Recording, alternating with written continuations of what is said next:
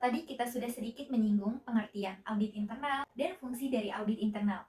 Kemudian adalah standar profesi auditor internal atau SPAI. Adalah seperangkat prinsip, prosedur, dan etika yang mengatur praktek dan perilaku auditor internal dalam menjalankan tugas mereka.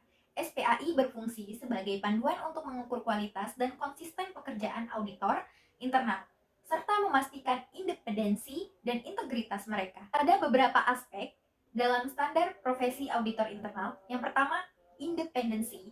Merupakan auditor internal harus menjaga independensi mereka dalam melakukan pekerjaan. Mereka harus bebas dari pengaruh eksternal dan harus memiliki otoritas yang memadai untuk melakukan tugas mereka tanpa intervensi yang tidak sesuai. Kemudian, etika profesional. Auditor internal harus mematuhi etika profesi mereka. Mereka juga harus bertindak dengan integritas, objektivitas, keahlian, dan kehati-hatian. Mereka juga harus menjaga kerahasiaan informasi yang mereka akses selama pelaksanaan tugas. Kemudian, kompetensi. Auditor internal harus memiliki pengetahuan, keterampilan, dan pengalaman yang cukup untuk melaksanakan tugas mereka dengan baik. Mereka juga harus terus mengembangkan diri agar up to date dengan perkembangan terbaru dalam bidang audit dan tuntunan regulasi. Kemudian, perencanaan dan penyelenggaraan. Auditor internal harus merencanakan dan mengatur audit secara sistematis.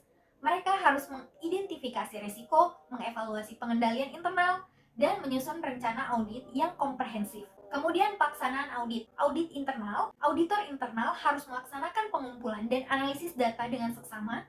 Mereka juga harus menggunakan metode dan teknik audit yang sesuai, serta menjaga dokumentasi yang akurat dan lengkap. Auditor juga harus melakukan wawancara dengan pihak terkait dan melakukan pengujian yang diperlukan untuk menguji efektivitas pengendalian internal. Kemudian, komunikasi dan pelaporan. Auditor internal harus dapat berkomunikasi dengan jelas dan efektif. Mereka harus menyampaikan temuan audit secara tepat waktu dan membuat rekomendasi perbaikan kepada manajemen. Pelaporan audit harus akurat, transparan, dan mengikuti format yang ditentukan.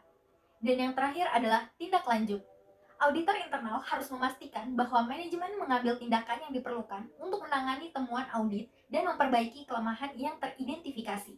Auditor internal juga harus memantau tindak lanjut yang diambil oleh manajemen untuk memastikan bahwa masalah telah terselesaikan dengan tepat. Terima kasih ya teman-teman sudah menonton video ulasan saya kali ini. Lebih dan kurangnya saya minta maaf. Lebih dan kurangnya saya mohon maaf, kesalahan adalah dari saya, kesempurnaan adalah dari Allah Subhanahu wa taala. Saya akhiri, wassalamualaikum warahmatullahi wabarakatuh.